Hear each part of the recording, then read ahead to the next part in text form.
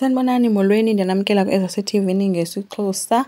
Thulani nonontle balele akumnandi mntakabawo, Thulani akafuni noba makuvukwe. Kodwa kube vele eyinto emjameleyo nje emjongile elele ke unontle yena evukile. Ingathi uzawubuza uba isizufunani apha, but ke waqhubeka nopritenda ke ngathi yonke into irayithi engafuni uvuka efuna unontle makaqhubeka alale. Unontle ude wathi ke khawuvuke vuka uhambe uyolinganisa iswiti yakho. Wathi kaloku ngofuneka uzazi into yoba uphethwe unoMrs MX ecakwakho. Ufuneka yena noMsimelelo bavumelene ngokuya elwandle kuyotshatelwa khona elwandle, kuba kaloku bethe utata kaMsimelelo makutshatelwe elwandle kungayiwa ecaweni, kanti ufuneka befuna kuyotshathelwa ecaweni. So uMsimelelo kuye wamcelela ke ethi uyacela bakhe bavumelane. Wathi ke funeka uyacela uze ungakhokhelisi ke utatakho kuyo yonke le nto, ngoba kaloku ngulo mntu ovele afike akufake kwinqanawa ivele izike yogqiba kube nguye ke ngoku ozofuneka futhi abe ethulisana nonontle utatakhe abe engasabonwa ndawo. uNozuko uphethe iiglasi zejusi ezi-2. Enye yezo glasi wayigalela into. Kwabe sekuvela uAnathi wamcela ke ethi ucela uxolo, ucela bazothetha, ucela uxolo ngento ayenze kuye.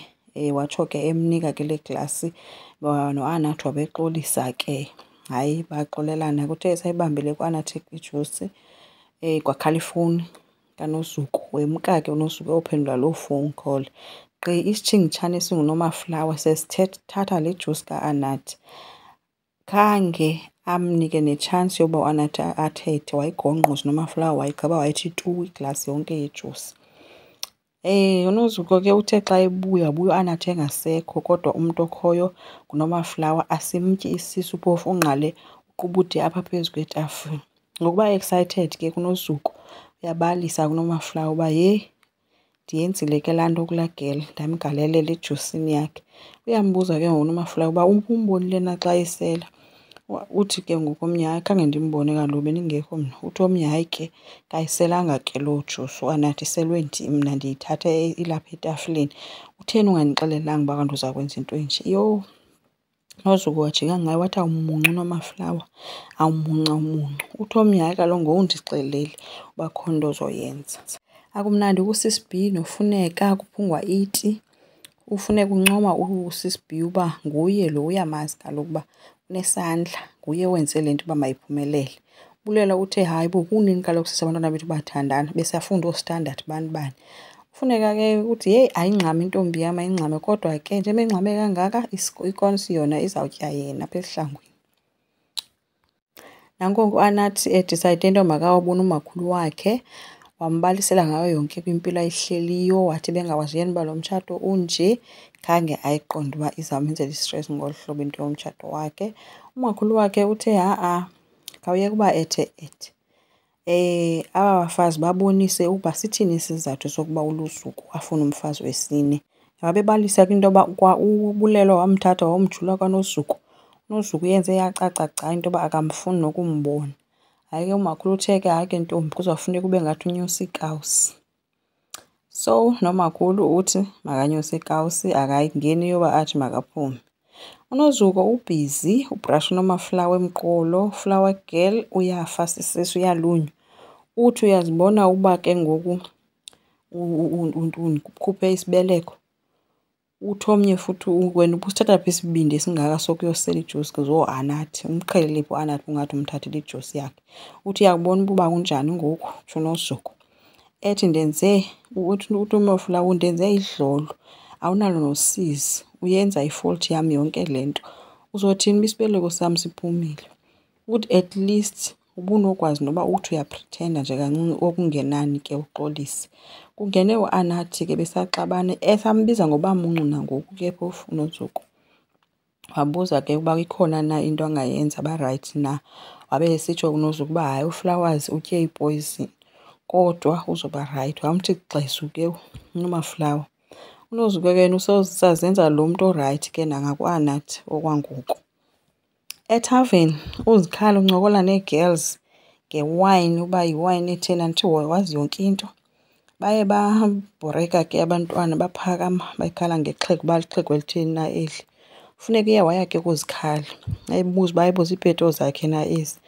Wabe semcela ke uba azange amphoxi ke uNontle kuyo yonke le nto yalo mtshato. Wathi omnye ha-a ndingazenza zonke izinto kodwa le yona ngeke ndilentuke ndimphoxe tu uNontle ndizawuba khona. So ke uthe ngoba ke uyamazi angayenza nento yoba ahambe angabikho emtshatweni. So ke uZikhali lo ulirhumsha umthetho lo wakhe, caba ngumntu obumnandi kwale nto behlele ekhala nge-music ombi ukufuna onjani njani yena. uThulani ke usetshisa nyama kwafuneka. Funeka ke wamofarisha iplata for free ethi kaloku ngumkhwenyana ngoku. uThulani ke be-excited ke esithi hayi bo imnandi mos le nto yoba abe uzotshata noNontle ngoba kaloku ngoku uzokwazi uba afumane izinto ezimnandi for free. Funeka ke wathi hayi kaloku ngowethu ngoku. Wathi ke ucala ke bakhe bathethe kancinci. Wathi ukhumbule kaloku into yoba mna ndinomntana omnye onguNontle, akekho ke omnye. So wena ndiyathemba into yoba uzamphatha kakuhle umntanam, ungakulinge sive into yoba umphathe kakubi. Okay, wamshiya apho ke sahla ke wemka ke ufuneka. Kwafika noStoki ke ngoku bahlala babayi-2 bathe besahleli kamnandi uThulani noStoki. Kwafika ndoda thizeni ke efike seyisithi hayi bo niyazityela ngoku apha hayi uThulani wavele waphakama wonda ngayo wayibetha indoda yade yaphuma igazi oko ilele phantsi.